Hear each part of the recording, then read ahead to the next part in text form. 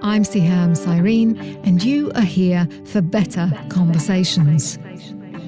Retention is key. And if you're a leader, you live and die by your team. And if people are leaving, that's partially on you, right? It's not all under your control. Obviously, there's outside factors. But if people are leaving, people don't leave bad companies, they leave bad managers. People don't stick around for good companies, they stick around for good managers or good leaders. So I'm trying to do that every day, but it's very, very tough. It is, you're working from home. I've got my own distractions here. Everybody's got their own distractions. So again, back to the whole point of this topic here today, having good conversations at nearly every opportunity, even if it's a 5-minute conversation, it makes a difference. It could make a big, big difference in someone's work or personal life. While we're gifted with speech, conversations, really good conversations, don't happen as much as we'd like. In this podcast, my guest and I deep dive into all the corners of what makes a conversation awkward and uncomfortable, or warming and memorable.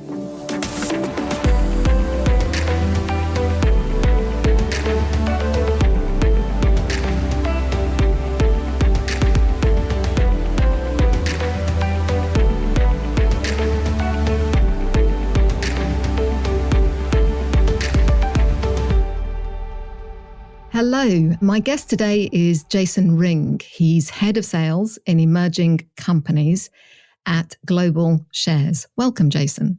Great to be on. My pleasure. Lovely to have you here. So a little bit about you. You spent a decade in hypergrowth cybersecurity companies, helping them build their global go-to-market strategies and achieve unicorn status. Global Shares, an equity compensation company, so everything to do with shares, brought you on a year ago to help drive their next stage of growth, particularly in their SaaS business. So that means you work directly with founding teams of high growth startups, their legal advisors, and their VC investors for 3 really important reasons. 1, to make sure that the company ownership is tracked. 2, that our employees have access to their share options. And we're going to get into a lot of this a little bit later because I'm really curious about how you make this land for people. And 3, obviously, shareholders need to have full transparency into the value of their investment. Now, to do those things really well, you've got to have a pretty good knowledge or insight into the challenges of startups, scale-ups, and founders. And you've got to be really good at conversations. And when you and I spoke recently, it was like we'd known each other for a while, which we haven't, but conversation was easy. And I think we spoke for much longer than we planned. But let's back up a little bit and get some background on you. Can you tell us a bit about how you gained your firsthand knowledge of pre-IPO startups? Yeah, first of all, I completely agree with you. I think when we spoke, I think the call might have been in for 10 minutes and maybe it was my fault or whatever, but we definitely spoke for a lot longer. So that was great. Just to go on to a bit about the pre-IPO startups, I think the very first, my first ever job was selling car tires when I was 15, 16. And I learned firsthand, that was my first experience with customers and negotiating and I suppose active listening, as we say. And it was quite a harsh lesson, I would say, because you're negotiating quite minimal things with different people. But as I progressed through, I was lucky enough to really learn my craft and work with some amazing leaders over the years. I started out in EMC and obviously they kind of put you through rigorous training and they kind of talk to you about how do you effectively manage negotiations and how do you effectively manage your pipeline and your forecasting and your business. And when I moved on from EMC, I moved into cybersecurity space where I spent the best part of a decade working with pre and post IPO companies. But in the latter kind of 4 or 5 years, all pre-IPO companies that were starting out, trying to crack the European and global market, going to market with new technologies that nobody had ever spoken about. I kind of felt like an evangelist at most times as I was talking about things like zero-day threats and signatureless technology. And, I was dealing with CISOs and CFOs and CTOs that it was all new to them because it was a new area. So I really needed to be effective in how I came across. I needed to be able to articulate really well, not like how to sell a product, but how to solve a problem. And I that just happens with throwing yourself into the deep end, and just having conversations and improving on that, and self-reflection. So I think for me, over the years, I've taken a lot on board, stuff that I do really well, stuff that I do that's not so well, and try to always improve. But I think I've been very, very lucky, the career I've had so far and how I've got there. And definitely having good conversations has helped me. I really think it's been critical.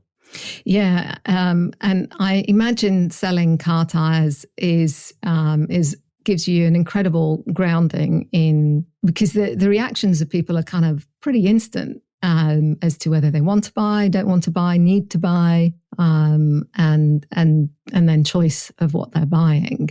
You're really getting quite personal in terms of preferences, right? Oh, like I would have someone come to the window and scream and shout at me for 20 cents because the tire is 20 cents more expensive than the person down the road.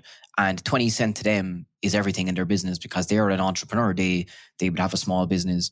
And that was like, I was 15. I didn't have a clue, to be honest. I was, trying to just start out in life. I haven't come from a wealthy background. My parents, and I know we might touch on this later, but my parents have, always been hardworking people. So I've got a deep appreciation for, everything in life has a value. I take nothing for granted. I work hard for pretty much everything. And I think that really started by, rightly or wrongly, starting at work at a young age, just to really get out there and experience life. And I moved to the UK when I was 17 to do osteopathic medicine. So I had never kind of really been outside of Ireland. And, I done physiotherapy, and the job market at the time wasn't great. So I ended up traveling over and back for near 4.5 years from Ireland to the UK, using the job that I had selling car tires to pay for my education in medical school, which, wow, as you're probably aware, in the UK is quite expensive. And I had no grants because I wasn't recognised under the UCAS scheme, because I was an Irish citizen, and because I was studying in the UK, I wasn't allowed to get any Irish relief either. So I was pretty much working 5 days a week in Ireland, in Cork. I would get on a flight Friday night. I would fly over to college. I'd pretty much sleep in. I was lucky that the Irish contingent in the UK is so big, because people were putting me up. I was sleeping on their couch Saturdays and Sundays, and I'd get back on a flight on Monday morning from Stansted on a Ryanair flight at 6 a.m. And I'd get back home and I'd go straight into work for 8 a.m. So wow. I've always worked hard, and I don't want that to come across as if I'm, some amazing person that, everybody works hard, but I have an appreciation for the effort needed to put in for it, because, and I think that's important in life in general. Well, it's still impressive. I mean, you may wish to downplay it, but to have that kind of stick-at-ability, as my family would say, is remarkable. It teaches you a lot as well, for sure. So let's talk about conversations then. What does a conversation, a really good one, what's that look like? What does it feel like to you? I think for me, a really good conversation starts with not talking. I know that sounds silly, but I think active listening is really, really important. And it's something that I actually struggled with for many years, because I'm such a chatty person and I'm very talkative, and I just want to have a good conversation with people. But early on, I was probably talking too much. Some will argue I still talk too much, including my wife probably.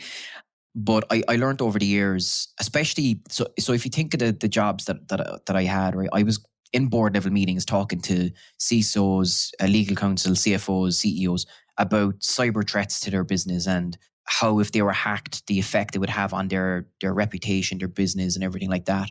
And I needed to really understand their business, first of all. So before I'd ever walk into a conversation, I had an end goal in mind. Okay, what do I want to achieve in this meeting, or in this call, or whatever it is? What does the other person that's on the other end of the call, or on the other, across the table from me, what are they looking to achieve?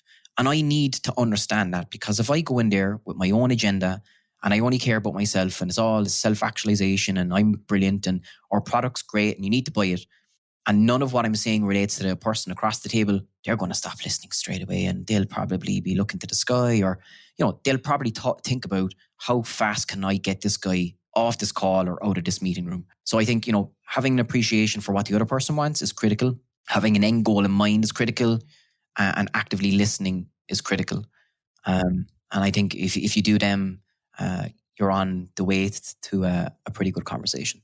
It's so true. And I'm thinking about, so the work that you do now, what is it that, what is that conversation? What does it look like? I mean, what gets discussed? How do you communicate to founders that keeping track of shares is just as important as, if not more, at certain times than, as operationally being efficient? Yeah, I think for startups, it's a challenge in itself that I don't think the pandemic itself, has helped with having better conversations. Because I think the pivot overnight between like VCs and startups coming in and having that face-to-face contact, and you have your pitch deck, and you can really articulate it face-to-face, and the VC or the investor can get a really good sense of the person because they can see them, they can look at their manner, how they carry themselves, how passionate they are about what they're talking about. And that's very hard to replicate on a Zoom call or online. You just can't replicate that. So I think the challenge at the moment for founders is to make sure that they do everything they can to articulate their passion, their vision, and their business without actually ever being in front of someone. And in Global Shares, we've done a whole bunch of research about like what investors are looking for now, post-COVID or during COVID, how they invest in companies. And that all starts with, you need to understand your business. You need to understand, the equity structure in your company. You need to understand the valuation of your company. You need to understand what happens if someone leaves that's already got shares, and where does that go, and how does that trickle down? What happens if someone invests in your company today? What do they get? What do you get? What is the knock-on effect of that? There's so many questions, and I'm sure we'll go through them here today with some of them, but there's just a lot to do. And I think the challenge for founders at the moment is they need to do their homework on the investors. I was on a really, really interesting webinar probably around October time with a lady who has gone out and set up her own fund. And she mentioned that one of the things that was disappointing to her is a VC will do a whole bunch of work prospecting a prospective client or portfolio company. They'll go in and they'll look at their cash flow, their growth, the market segment, the growth against competitors, all those things. And what they found was the founders or startups weren't doing the same due diligence on the VCs. What does the VC stand for? What's their portfolio? How involved did they get in the company? Are they mentors, or are they just looking to cash in? And that really kind of was a disappointment for her, but she wants to be held accountable by the founders and startups. And I think that was actually encouraging for me, because it meant that VCs want to be held accountable, and you can ask tough questions to them, but you need to do the prep and figure out what those questions are for you. That's really interesting, because yes, I've witnessed it, but it also rings true in terms of many founders are sort of can get excited about any VC being interested in them. They perhaps because they haven't got time to kind of look up or catch a breath, right? That these things are kind of low on their mind.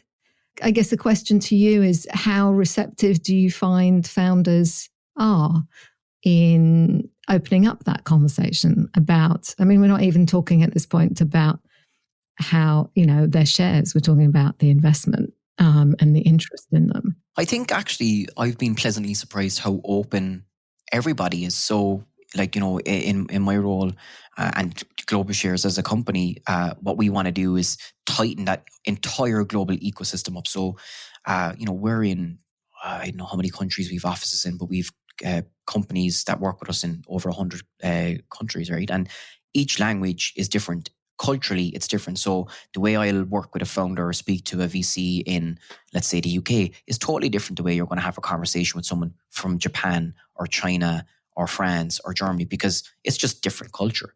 But what I've been pleasantly surprised by is that everyone's open. And I don't know if it's because of COVID and like people just want to have conversations. And, you know, I think it's funny because I've been in sales quite a long time, and I've always liked picking up the phone and having a conversation with someone. If I can do that over email, I will. And I think that was definitely falling away. I think the use of the phone was falling away for years. Social selling was building up. And I'm kind of seeing the flip of it now again. I think people are so isolated. And I keep founders in mind here for your question. I think they're so isolated. They're at home. They can't be in front of anyone. They can't physically see anyone, that you just are happy to talk to people and open up. And I find that with the founders as well. And I also find that with the law firms and the VCs and employees, accelerator program managers, whoever it is, outside counsel, they all understand the challenge, especially in this day and age now. And I think I've been really, really pleasantly surprised by how easy it has been to have those conversations. They're difficult conversations to have. Like, as you can appreciate, you're talking about someone's business, their equity, the value, everything that really attaches themselves to their life and their livelihood. But I've been pleasantly surprised how easy that has been so far. Yeah, well, two really interesting things there. So I'm wondering whether, because of the scarcity of hearing another human voice, and the fact that you haven't got body language as much, even if you're on a video call, you've got a little less, quite substantially less body language to read off. And whether the very nature of an online call or a video call means that, I wonder whether the online nature of it and the fact that we're missing some data, and so we are maybe a little bit more open, assuming, the initial connection, the initial impression is a good one, and you get a sense of, I can talk to this person. Because conversations over the phone tend to be more intimate, and I'll give you an example. So some of my clients I coach by phone. That's always been the case for them. And some people ask, well, can you, is that as good a conversation as in person or video? And my answer is, it is, but for slightly different reasons. There's an element of you actually are listening and tuning in to a much greater level to intonation and tone and language and that kind of stuff. And because that's all we've got. And actually it makes for quite an intimate conversation, and the silences are much more profound. So I'm just wondering whether you find that in the conversations that you have, whether there's an ability to get to the heart of the matter much more quickly than maybe in person. Yeah, I think it's a really interesting question and observation, because I think when you hear someone else's voice on the other end of the phone, so me and you are talking here, and subconsciously my mind and your mind are both registering an emotional reaction based on the pitch of the tone, the conversation. And I think, nothing will substitute for that emotional connection you get by having a good conversation, or by having a conversation. The good part of the conversation comes to what I was talking about earlier, which is you need to do preparation so that the conversation actually flows. You actually have an idea of where you want it to go. So to your point, getting to the heart of the matter quicker. Absolutely, both people need to have an openness and obviously need to kind of understand why they're on the call, but the end goal in mind. And I think over the years, why I've had success, people just ask me, well, how did you manage to close that deal? Or how did you manage to sign that customer? Or how did you get into that account and all that? And I'm like, absolutely no secrets. It's not magic. I just had a good conversation with someone. I same the way me and you, when we connected first, pick up the phone and just have a chat with someone and understand why you're doing it. And I think if you go into any conversation like that, I think you'll end up having that kind of emotional connection, subconsciously, definitely. And that leads to a better relationship, be it with a customer or just a colleague or someone that you're opening your network, versus sometimes face to face. I honestly, my core strength I would have taught over the years was that face to face, because in previous jobs for me, it was meeting customers face to face in high pressured meetings. You're talking about sensitive topics. You're typically talking with the C-level executives, and that's you front and center in a boardroom, either doing a presentation or talking about a potential breach of a company, or they've been hacked, or their data's out there and the reputational damage, or trying to save a company from oblivion for whatever reason. And that tended to be face to face because the conversation needed to be. And my strength, I thought, was always that I could get in front of someone and read the room really well, because yourself, there is different personas. People pitch differently when they're talking. You've got kind of the upfront, kind of blunt, straight to the point, I don't care about anything else, I just want the facts, versus someone that wants to kind of have a bit more of a, well, what are you about and who are you? So I've kind of felt two areas to my career have been obviously having a conversation on the phone like this, but also that face to face. And I'm sure, I know for a fact, a lot of my ex-colleagues that have been brilliant face to face are probably struggling with the need of everything moving to online, because they haven't had to do that for years. So I think always refining your ability to pick up the phone allows you to kind of keep on top of your game, because at the moment, the phone and email and social, that's it. There is no face-to-face. And if you can't do that, how are you going to do your business? And I think the other thing, Jason, is people finding themselves working from home, and it's not, if you're a social person and if you are in sales and you thrive off and feed off the energy of other people, that must be kind of hard to be at home and having to adapt and feeling like you're missing that buzz of people around you. So you've got to overcome that piece first, and then also pick up the phone. I'm a very positive person by nature. I'm sure sometimes I don't come across that way because I can be a bit cranky, obviously. But I always try to put a positive spin on anything, and that's just kind of my nature.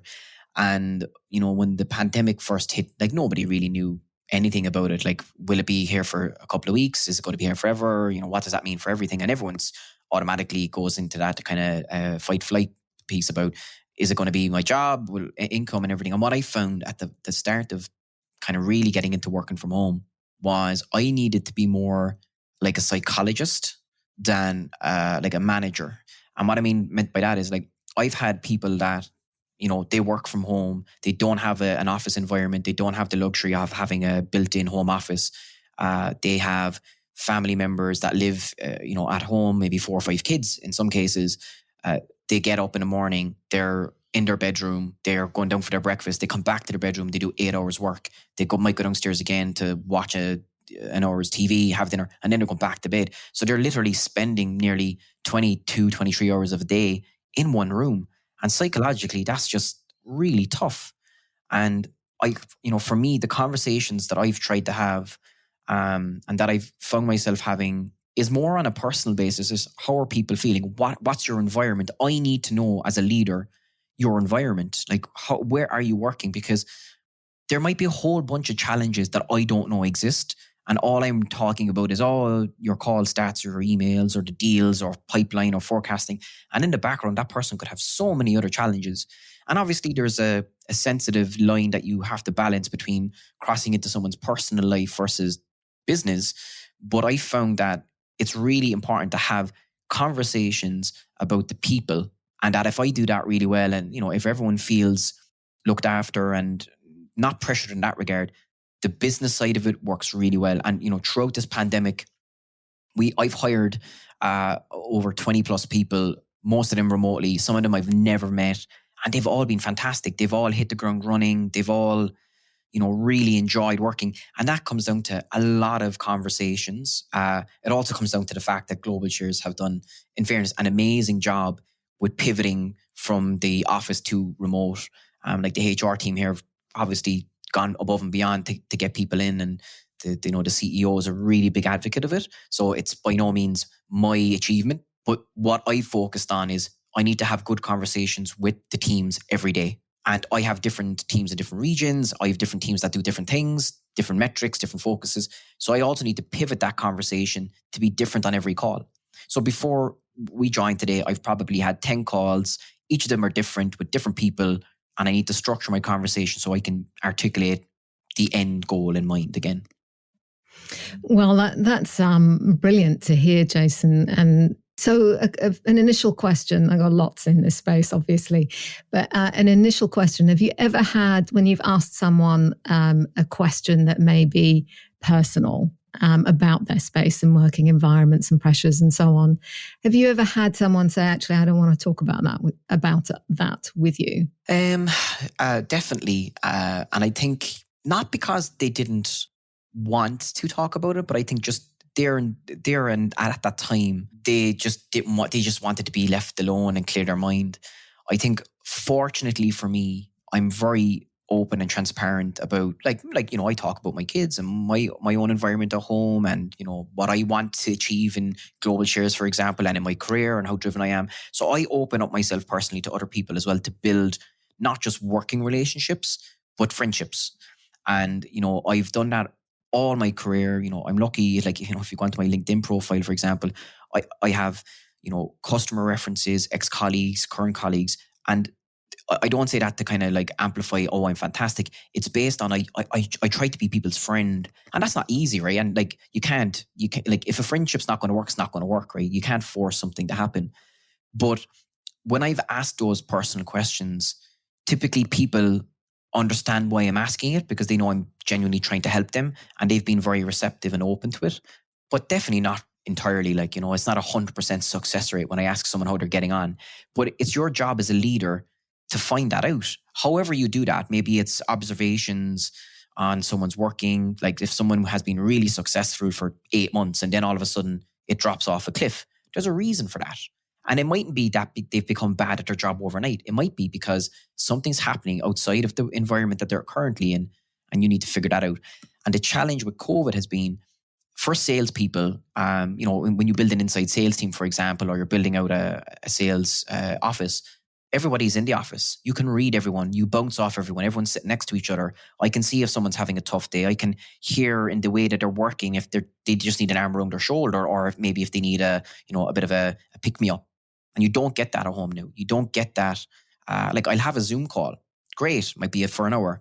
And then I might talk to that person again, or hear or see that person for 5 hours because they're doing their work and I'm doing other things.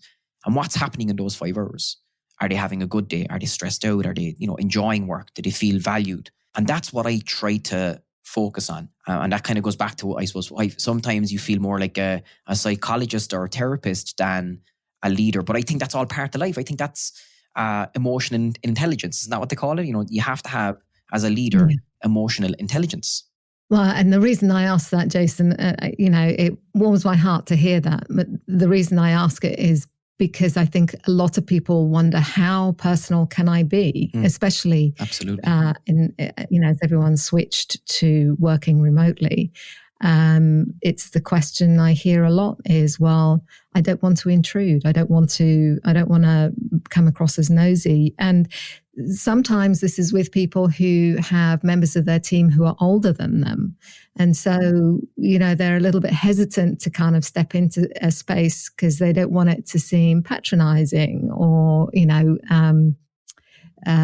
with an ulterior motive. But they don't have either the confidence or the comfort in just, as you sort of describe it, being a friend to people. And these are people that you work with. Why can't, it's absolutely fine to have a friendship with people. They're not just co-workers. Think of it, like I spend more time every day talking to people in work than talking to my family. And my family are my friends. Like, I love my wife, I love my kids. So shouldn't I try to put the same amount of effort into getting to know the people I work with, because I spend more time every day with them? And I'm sure over the lifetime, if you work from say 15 to 65, so that's quite a long time. And if you add up all the hours you're speaking to people you work with or your clients or your partners, that's a lot of time for you to be talking to people. And they're your friends, right? You need to be building those personal relationships, or even just really good, solid professional relationships. Not everyone needs to be invited to your wedding, or but like pick up the phone, have a chat. Hey, how are you? Like I've not spoken to some ex-colleagues for years. And, if I see a post on LinkedIn, for example, or if I, come across them in another way, it's like, oh, hey, how have you been? Great to catch up with you. How the kids and Jason, how's Eliza? Ask about my daughter. And that's great because automatically I'm just having a conversation with them. And I think, I've learned that by having really good leaders and also really bad leaders. I've had people that I've worked for and with that have really, led by example and tried to have visibility into the entire picture, not just focusing on the job at hand, but everything that affects the job. Because if you work on everything that affects the job looks after itself. Magic. If you just focus on the job and you do nothing else, and then you're trying to figure out, oh, my metrics are down. Oh, what the hell's happening here? You're missing the picture. But I have had managers like that over the years, and I've worked for people over the years where it's not their style. They're very straight. They're corporate, I suppose. It's not corporate, but they just have a very linear focus. That's it. They just want to talk about the job, the task at hand, and that's it. And that works for some people, but if I look at the two management styles I've worked under, and I suppose what I'm trying to bring, the former over the latter has a productivity, I would say, tenfold just on the retention. Like, thankfully, everybody that I've hired during COVID, they're all here. They've all passed their probation. They love working here. Retention is key. And if you're a leader, you live and die by your team. And if people are leaving, that's partially on you, right? It's not all under your control. Obviously, there's outside factors.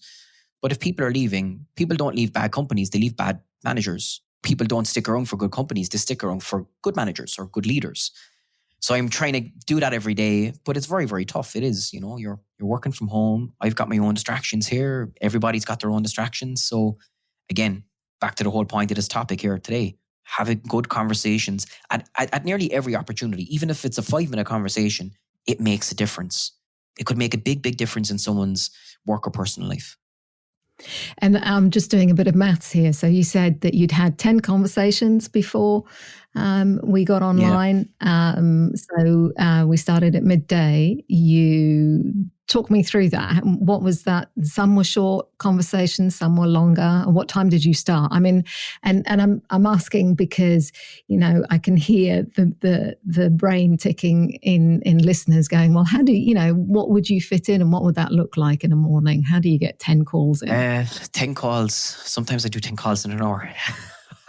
It's the joys of working in a high growth SaaS company. But look, the mixture of, you have structured calls that are scheduled in your diary. You have calls that you want to make because there's something that you have to follow up on, maybe that has been sitting there that you've been procrastinating on, or that you just need to get to. And then you have a whole bunch of stuff as a manager, as a leader, that just comes up out of the blue.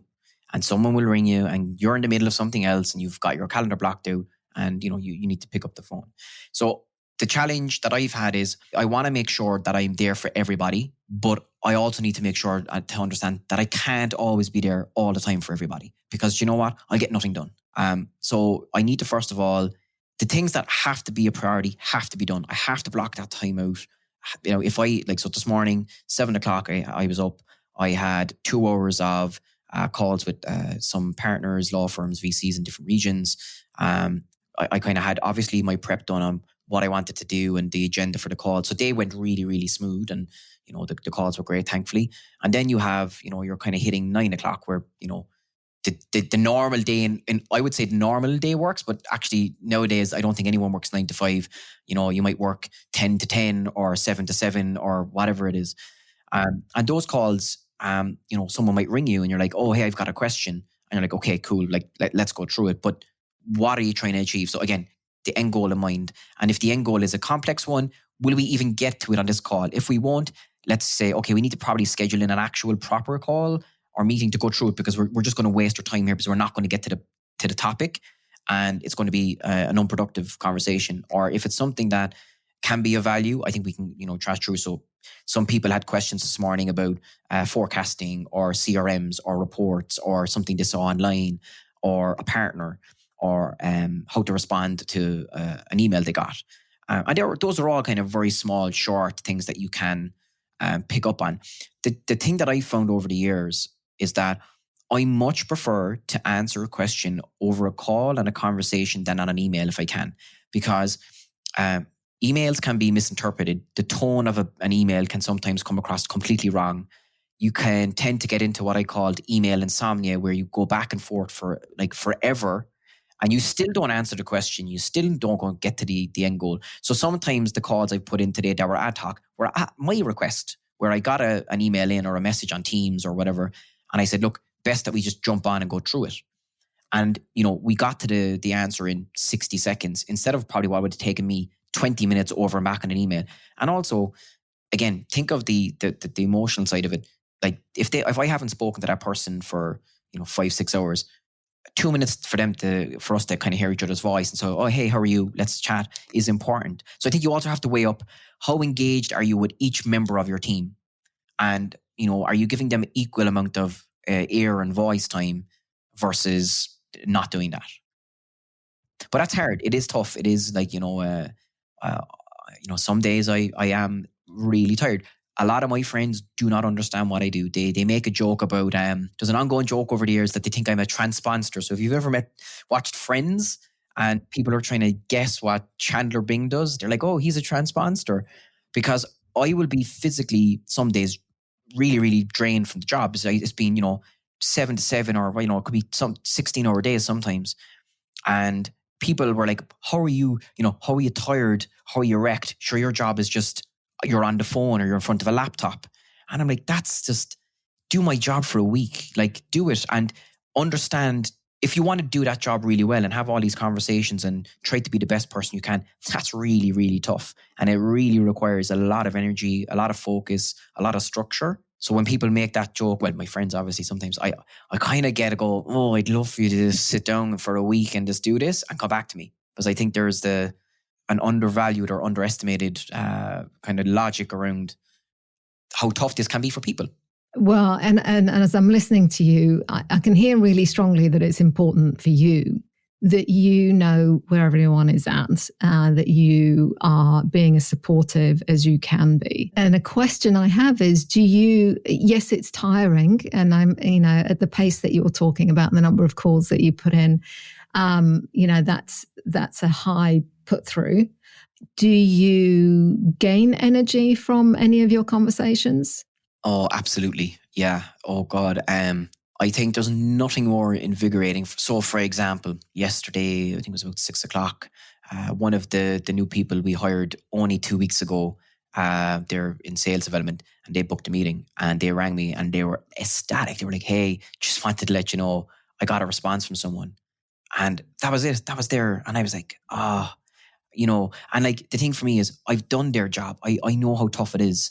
And this person's in here 2 weeks, and getting those quick wins and them feeling that they could come to me and say, hey, look, it's great, isn't it? And I'm like, oh, that really, like, it made me feel like all of the hard work that I put in it doesn't go to waste. And like, all the conversations you have will never have a tangible output, and you won't be able to say, the conversation I had there at Wednesday at 1 o'clock with that person resulted in this. That won't always happen. But it will, like, there is a full circle, like things will come back around. And I always look at every opportunity to not just get that from people, but hey, I'm a leader. I need to give that to people as well. So even back to your point about, it's important for me to understand where everybody else is at. It's also really critical for them to understand where I'm at. And I'm very open with, what I want to achieve here, in Global Shares or in my career, like what drives me. And can they, like, people relate to that? Like, people go, like, I really like that because his values are the same as mine and we're trying to achieve the same thing and we're in it together. So obviously, you're not going to divulge everything in your life because that's, can be there forever. Like, it'd be like Dr. Phil or something. But, it's that two-way piece. Everyone needs to understand where everyone's at. And again, that all comes back to the conversations you have. It really does. But I wouldn't be here. I wouldn't be where I am today. And obviously you can hear on the phone here, like, I am a very passionate person. I really care about this, but I wouldn't be like this if I didn't have a good team around me and people that feed me as well, and they make me have the passion. We're going to take a quick break, and we'll be back right after this. Better conversations. We all want to have them at work. Have you ever felt dread about an upcoming chat with a colleague you needed to have, or had that sinking feeling when that meeting didn't go as well as you hoped? When we can provide a safe space in conversation, the other person feels able to open up without fear. As leaders, part of helping our team do their job effectively is to motivate and guide our people to deliver on their goals. And when we have successful conversations, we become more influential, encourage deeper collaborations, and foster true connection at work. Did you know it's the number one skill that sets the top leaders apart from the rest? That's why we've created a 12-week online course hosted by executive coach Sehaam Cyrene, helping you to navigate those tough conversations with skill and compassion. Enroll today at leaderswhocoach.today. I've enjoyed the conversation so far, Jason, and I just think, if I was a member of your team, I would strongly be feeling that connection with you as to, your interest in me succeeding, but also, having making time for getting my head clear and getting my head straight if I was stuck at any point. But what are you rubbish at in conversation? Yeah. Oh God. Okay. I made a joke earlier offline about how long is the podcast when you ask me what I'm bad at. I think, I think it's kind of, it may come across here on this, but obviously I'm a talkative person. I'm an outgoing person. That is a strength, but it's also a weakness. And over the years, it's funny, if I look back at my primary school report cards that my mother still has laminated, by the way. I don't know why she does. Yay. But I think it must. I was trying to think, is that an Irish thing where your mother's like, oh, remember your second class report card? And I'm like, oh God. But she gets extra points for laminating them. Yeah. Well, oh God. Yeah. My mother is a typical Irish mother in that regard. But if all joking aside, if I look at that, the trend over the years, like my report card in school would have said hard worker, but very talkative and easily distracted. And that would have meant that, I'm in class. I think my mother gave me a story about when I was in primary school and I was in maths class and I had just stared out the window of the classroom and the teacher said to me, what are you doing? And I'm like, oh, all my work is done. I'm just looking out the window. And it was kind of like, well, I've done my job. I've done my work and, I'm, now just looking outside or whatever. But if I look at kind of over the years, why that was probably a challenge for me is if you look at a good conversation, you need to have two-way flow. I think I mentioned to you previously, and I maybe said it here today, about active listening and two-way conversation. And I think over the years, I've had to really, and I'm not perfect still, I've had to really just understand when to sometimes just shut up and to not cut across someone. And again, I'm not trying to cut across someone to be rude or disrespectful. I'm just like, I'm really into the conversation. I'm really passionate about it. Like my father was born in Malta. He was adopted by an Irish family when he was very, very young. But he's a very passionate man. He's all hands, and I don't know if I've got that from him over the years. Italian people, as a subsequent kind of Maltese people, are very passionate. And when I speak, sometimes I come across, that's what I'm about. But when you're in front of someone that you've never met, or you're in a boardroom, or you're talking to someone on the phone, and you have limited time, and you just need to get to the end goal, as I mentioned, you need to have a structure, shut up sometimes, listen, leave silence fill the air. And I think that's really something I've really worked on over the years. And I would have said, it's kind of funny because my biggest strength is my biggest weakness, And how did you know what told you got it wrong in a conversation? Oh, like I had direct feedback saying, look, just you just need to be quiet sometimes. Not like in a disrespectful way, but more, you shouldn't be doing all the talking. And there's technology out there now that tells you how your sales reps are talking and the flow of the conversation.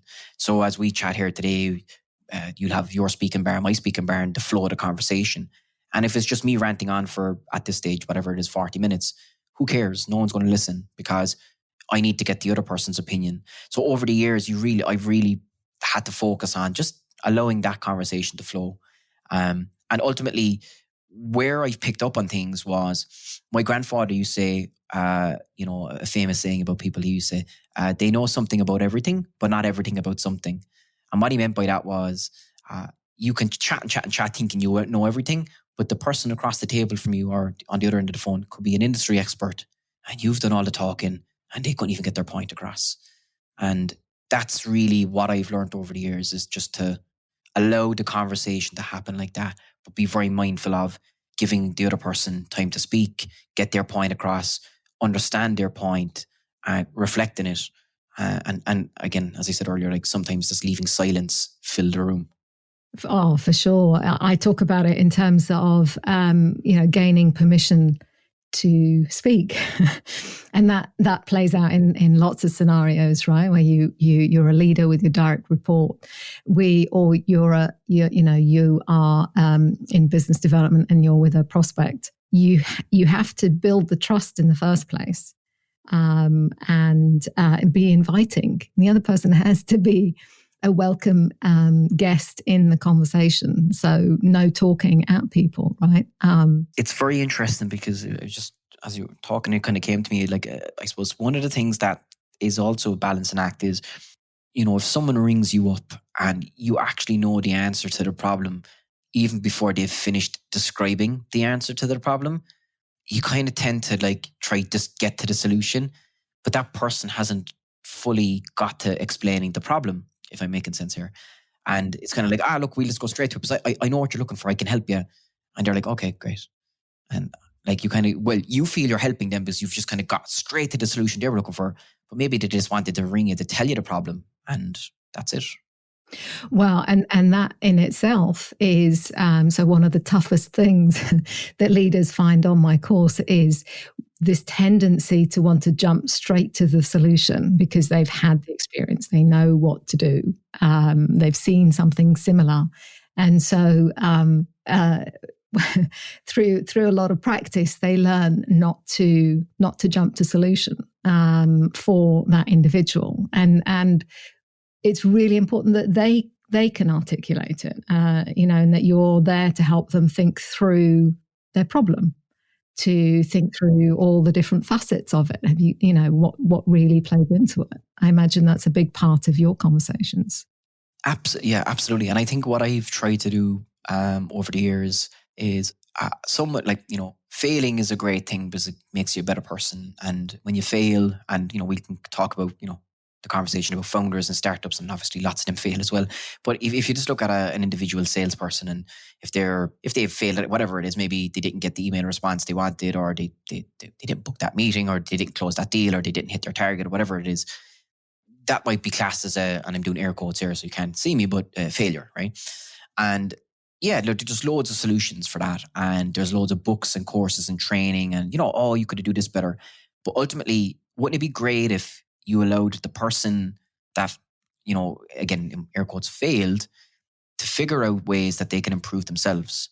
And I go back to, you kind of need to lead, but also allow people to lead themselves.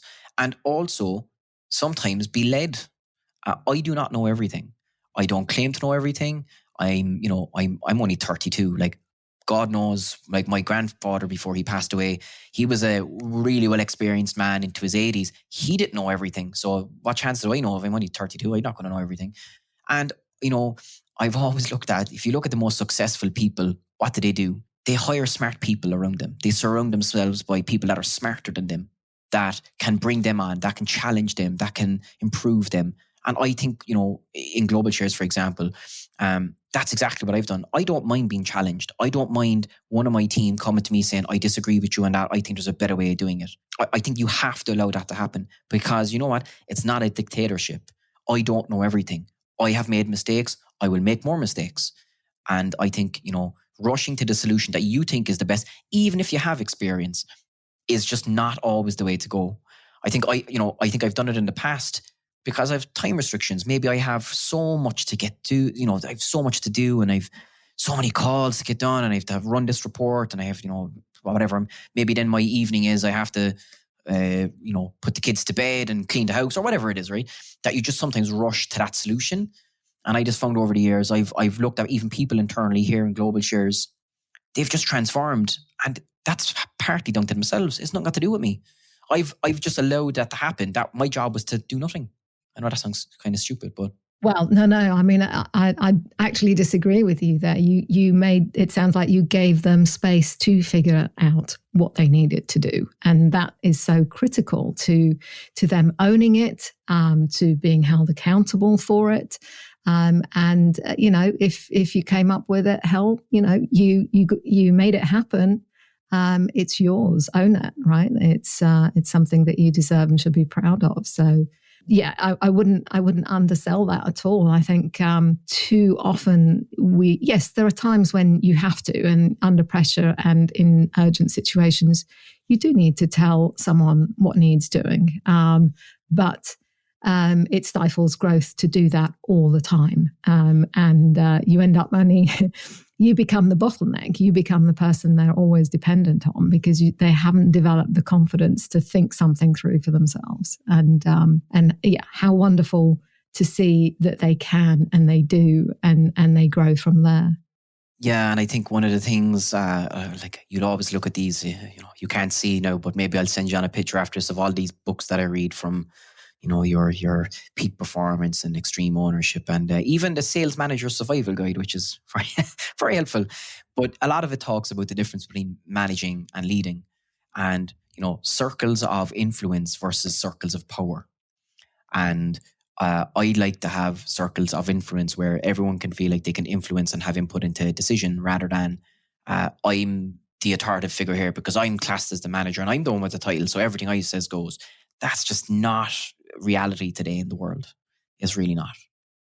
No, not at all. Well, lovely to hear, and kudos to you for holding that space for people. So vital. It's a good long-term game plan too.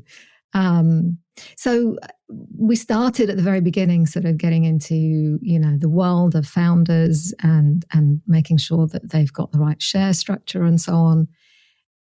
To me, that's a space that can be highly emotive. Either it's difficult for people to talk about because there's this strong connection between, the hard sweat and tears that someone's put into building a business, and then the money side of things, where it's about whether it's money to be able to grow the business or who gets a share of the pie later. I imagine that space can be quite a tricky place to navigate. I think for founders and startups and co-founders and even early employees into companies, there's a lot that they need to consider and a lot that they need to think about, such as, I'll run out of money. My idea isn't good enough. I don't know what I'm doing. Actually, do you know what? I just haven't a clue what I'm doing. Or I'm giving up too much of myself to do this. And that can be personally and financially, right? We can touch on the financial piece in a minute. I'm a failure. If I fail, I'm a failure. And I think for founders, that's what their concern is. I suppose really early on, until they get to that, unicorn status where they've got so much investment and their name is up on Times Square and they've launched their product, where you get to that kind of, if you remember the Maslow's hierarchy of needs with your self-actualization, until you get to those points, there's so much uncertainty, fear, trepidation. But if you look, pretty much most of the most successful people in the world, they have failed so many times, but they had the bravery to fail. And I think that is amazing. And I think, I've never been a founder in a company. I have worked in high growth, as I mentioned, to start high growth companies. I've never been a founder. And I just have so much respect for people that take that leap. But there's so many things they need to consider. And we'll talk a bit about here, I mentioned earlier about investors, but the fear of failing for your investors, the fear of falling out of love with the company, the fear of having a bad relationship with your investors. And what does that mean? And the fear of giving up too much. So there's just so much that they have to consider at all times. And I think when we, in my job at the moment, when I pick up the phone to a founder, or if I'm speaking to a startup, that's where their head is at. Their head is, contemplating all those different things, and they've got so much to do. And then, sometimes they can be they can feel themselves that they have their own pressure to just accept the first offer that comes across their table from a VC, because you know what? Is my deal, or is my idea, I should say, any better that I'll only get one offer? So I'm going to have to take this first offer because I may not get a second. And if I don't take this offer and I fail, then I'm a failure. And I think they're the kind of conversation that I try to get them to step back and say, hey, okay, you've got to this stage. Where do you want to get to next?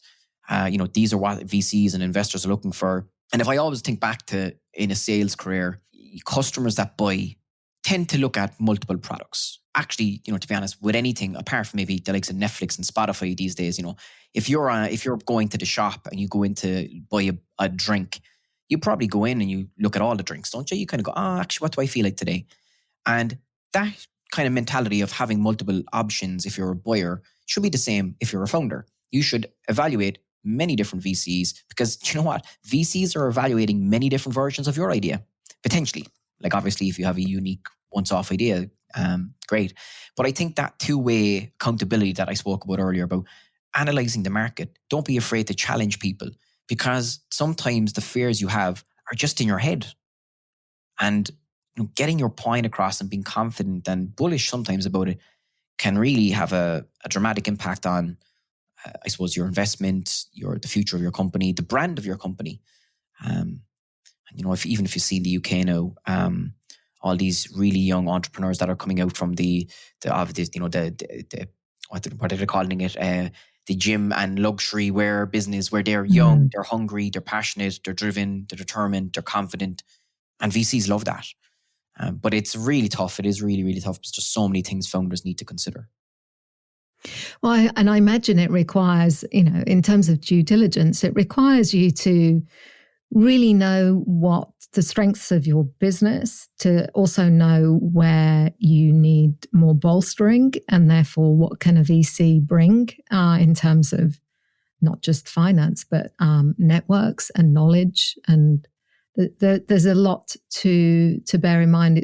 You do have to study it, don't you? You have to study your own business and try and find a way to be impartial. Would you say that's fair? Yeah, no, I think it's definitely very fair. And I think, obviously when someone has maybe spent 10 years, in some cases maybe longer, maybe a lot of cases shorter, to construct an idea that literally is just an idea, they are so emotionally attached to it because it's their baby. They've built this idea, and letting go can be tough, and being open to criticism or critiques is tough. And I again, that even comes when a founder is sitting across from a VC, and the VC has maybe a not so impressive opinion of the idea or the valuation of the company. Right, that tends to be a big selling point.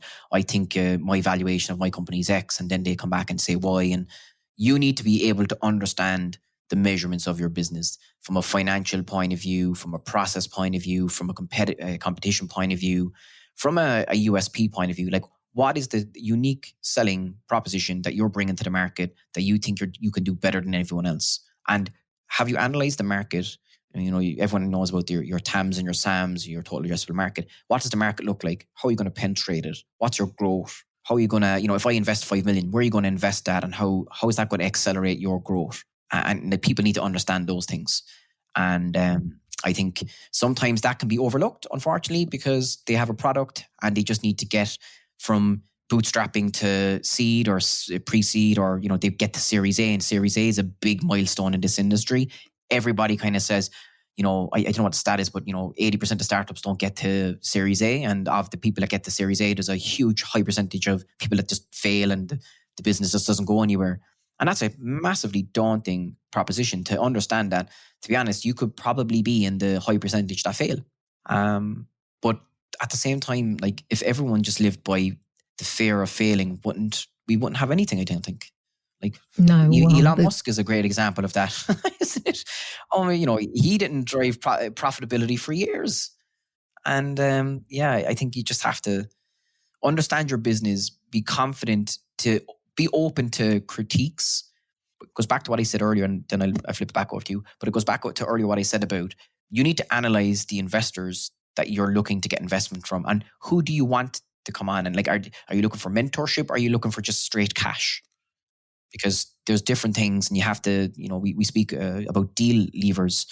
You have to give something to get something. And if you're only looking to get, then that's not going to really work for you, is it? And what are the downsides of not thinking about the equity side of things or the shares? Oh, like it's dramatic. So I don't want to sound like I'm scaremongering. And like, if I think back to my days in cybersecurity, the question was, it only takes one email for you to be breached. So one email that you click on could cost you millions in your company, right? And there's loads of so many examples in the public domain of that happening, right? And that can tend to be scaremongering. And people think that it's not. It's reality, right? In that industry, you're only one click away from your business maybe not being a business anymore.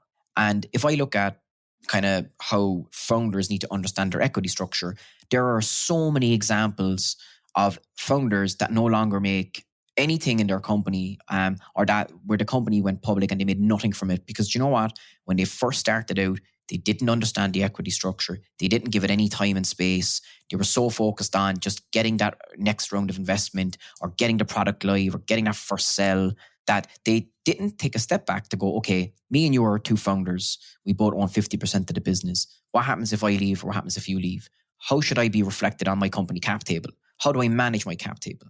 Like, at the moment, we pretty much deal with people that use Excel spreadsheets to run the equity structure of their business. And that's not like 1 and 2 man operations. That is always up to companies that are Series C, E, D, and they're really going up through the scales of growth. And there's so many things you need to account for as you grow. Like, obviously, the equity structure, you might be giving options to your employees, and how does that help? And obviously, you're giving shares to staff to help with productivity, help with retention, help with attracting new employees. Pretty much most startups now, I would know, and especially in the cybersecurity space that I've come from, every company is giving you equity, because it's the standard. Like, and it's also a way for cash-strapped companies to get on that superstar COO or CFO that they can't afford to really pay that big bucks to. So they give them equity and say, look, we can pay you X, but we're also going to give you whatever 10% equity. And again, just understanding all of that is so key. And like, it's kind of like you need to do that on day one. When you're a one-man operation, you need to figure out early on, okay, this is where I'm going. And at every event, so every time you go through maybe an accelerator program, or you're sitting down with your legal counsel and you're writing up a contract about maybe that first share plan being designed, or you're sitting down with investors to talk about the next round of funding, you need to have the data behind it, and you need to understand it. And a lot of the time, people are kind of shooting in the dark, I'll be honest with you. And that can be scary. It is scary, but I just wanted to say this, Jason. Me and my co-founder, we're really tight. I don't think, we can always resolve problems. I'm sure you hear that a lot. Have you ever tried to take, what was the analogy? Like, I know obviously Mike Tyson says, everyone has a plan to get punched in the face, right? Yeah. And if you think of it, if your business went to X millions, and I know, fingers crossed it does, but you do great work, but all of a sudden the relationship broke down, and you're talking about significant levels of money, life-changing money, money that will transform not just yourself, but your family, your lifestyle. Friendships will get so strained. And I think like putting processes in place early on and having difficult conversations shouldn't deter people from doing it, because you know what? It'll help you in 10 years' time, or in 5 years' time, or in 6 months' time, when something complex happens within the startup and you've already kind of thought it through. You're like, yeah, understand it. Like the big question that when I speak to CFOs, their big thing is around valuation of the company and how much equity to give up and how people will get diluted, and the investors coming in and managing those earnings. And that's their challenge. For HR professionals, it's, I want my employees to stay here longer. I want them to feel more valued. So that's why we're issuing the options. But how I manage that if someone leaves, what happens if someone leaves? How are you going to manage that on an Excel spreadsheet? You just can't. Also, if you're giving employees employee ownership, which is what Global Shares are all about, and thankfully in Global Shares we eat our own bread. Like, we are all shareholders in here, and that's really big, because I feel my work is valued, and I can actually go into a platform and see that. I can see exactly where my value is at with my shares and all that. If I have an Excel spreadsheet or if someone's managing it elsewhere, it's not visualizing it for me. And maybe that means I'm not as attached as I should be. So I think, again, that's what we're trying to do here. We're trying to piece all these puzzles together to bring the founder to have more clarity on their structure, bring the employees to have more visibility into the value that they have within the company, bring the investors in so that they can feel I'm involved in all the rounds of funding. If I'm a prospective investor, or maybe I'm going for a secondary round, how will I be affected? What's the conversation? If I'm a law firm, I'm involved in that process because I'm a key partner. I'm designing and negotiating on behalf of my clients, and how do I bring all that together? And that's really what we're trying to achieve. And we do that, as I said, we have companies that come to the website and they have nothing yet. They've just I got an idea, but I'm not sure how to, go for that first round of funding, or how do I get a share plan designed, or what should I be? What kind of questions should I even ask? All the way up to those big companies, I imagine it gives structure to something that feels quite daunting, as never mind, the emotional attachment to some ideas that I have about how much I should own, how much my co-founder should have, how much I should give up. I mean, it's a very emotionally charged space. If you really haven't given it any thought, it's hard to know where to begin. So I imagine something like that really takes away some of the sort of effort in knowing where to start and how to work through a conversation. Yeah, and absolutely. And I think the minds, and if I put myself into the founder's shoes here and I'm having this conversation with someone, I'm basically talking about how am I going to give up what I already own for people I don't even know yet. Because basically what I'm saying is I need to grow this business. I need to take on investment. So I need to, again, go back to my D levers. I need to give to get. So am I giving equity? Or am I taking on debt? Am I just taking in cash? There's so many different ways, and talk about convertible debt and all that kind of thing. Versus, I need to put 10% of the company equity aside for prospective employees, or that, that hotshot CFO I want. So ultimately, at all times early on, you're thinking about how can I best dilute myself? You're never going to hold 100% of your company. I don't know if there's an example out there of that. I'm open to correction. But I think, if you're still owning single digits or high single digits or low double digits, very far down the line of your company, that's an extreme achievement. 50%, you're not going to own 50%. If you grow the way you want to grow, it's just not feasible. How do you do that without giving something? Because everyone wants a slice of the pie, and you want everyone to feel accountable for that. We'll call it pie, right? They need to feel they have skin in the game, and you need to give them that skin, and that's tough. It's very, very tough. But I suppose the thing we're trying to educate and bring to the ecosystem is be aware of that on day one, and on day one, just understand this is what might come down the line. These are the questions I need to ask myself now, and these are the questions I need to have the answers to now. Don't wait until I had an example where a marketing lead came through the website for us, and it was a company. It was a Friday night. I always remember this. It was just before Christmas, a Friday night, and the lead came in. I picked it up, right, and I rang the guy, and he was like, "Yeah, I really want to look at your scenario modeling tool, which is all about taking on investment." And I said, "Yeah." I said, "Look, happy to jump on a call now and stay on here and have a chat. But if you want, I'm conscious it's 10 o'clock on a Friday night. Do you want to do a call Monday?" And he said, No. I have the investor meeting in the morning, and I really want to get my head around it." And I'm like, you're I was flabbergasted. I'm like, holy mother of God, you are in you should be talking about this and doing this analysis months, if not years in advance. Obviously, maybe not years is a bit dramatic, but just so much in advance rather than 24 hours beforehand. And that's sometimes the challenge. I think you mentioned it earlier. They only think about it when they need to think about it. And at that stage, it's already too late. Well, quite. And there's value, isn't there, as you've spoken to earlier? There's value in asking the tough questions now at the beginning, because there's going to be many more tough questions that you don't have the answer to. But at least, the process of having worked this through will tell you so much about each other as to, whether this is even going to fly long term, right? If you can't work out those tough things, then you're in potentially going to have a harder time later on. And I think, and I totally agree with you. And I think the other way to look at it is it's also a negotiating tactic. You've already preempted the questions that you're going to be asked. And VCs will love that. Investors will look at you and go, "You're so credible. You really thought this through. You understand your business and also our business. So our business is obviously investing in companies. And it just gives you the ability to negotiate better earlier. And, one of the things I've taken from working in startups, the key to, obviously growing to these unicorn status and stuff is being really good at negotiating as early as possible. So why would you fly into a meeting having done no prep, not really understanding every asset of the conversation? Again, back to this whole thing today, having better conversations. That's what we try to allow founders and startups to do. And not just them, but also like we work with VCs and law firms, and they're key allies to us as well, because they are also advocates of the ecosystem.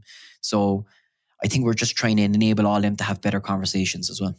Well, and I think that brings us to a fabulous place to wrap things up, actually, Jason. And I didn't even practice that. I was like, whoa, that's a nice little we've come full circle there. No, fantastic. Thank you so much. It's been a brilliant conversation. What would be your last thing to leave listeners with in terms of conversations? What would your advice be? I think just like we're all probably at home. I think anyone that's listened to this, if they haven't jumped off already because of my Irish accent, which I hope they haven't. I doubt it. I hopefully not. I think, we're all going through a tough time. There's a lot of uncertainty. But I would just say, don't be afraid to pick up the phone and just talk to someone. I don't mean that like from a kind of mental health issues, obviously, but even just if you've got concerns, anything, you're unsure of something, don't write an email, pick up the phone, have a chat with someone, have a conversation. And a famous man said, you're only one good conversation away from changing your life. That's what I try to live by every day. Wonderful. Wonderful. Thank you so much, Jason. I've really loved this. Yeah, it was my pleasure. Thank you. I hope you enjoyed today's episode of Better Conversations with me, Sehaam Cyrene.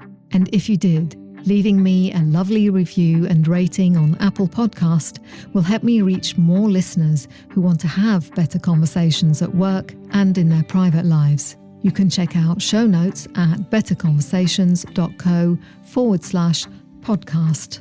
If you're a regular subscriber, brilliant, lovely to have you back. And if this is your first time, hit subscribe, leave a review and tell a friend. A screenshot and an Instagram story would be going above and beyond, and I would be very grateful. Please tag me at Sehaam Cyrene, all one word, SEHAAMCYRENE. And of course, I'll tag you right back. So, what would you like to hear my future guests and I talk about? Or perhaps you would like to be my guest because you've got a strong point of view that you'd like to share or kick about with me on the podcast. Drop me a note, podcast@betterconversations.co. I'd love to hear from you.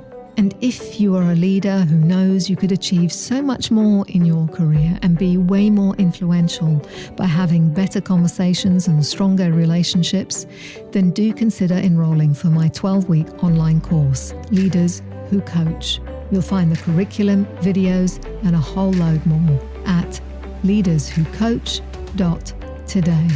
Thanks for listening. I'm Sehaam Cyrene, and this has been A Better Conversation.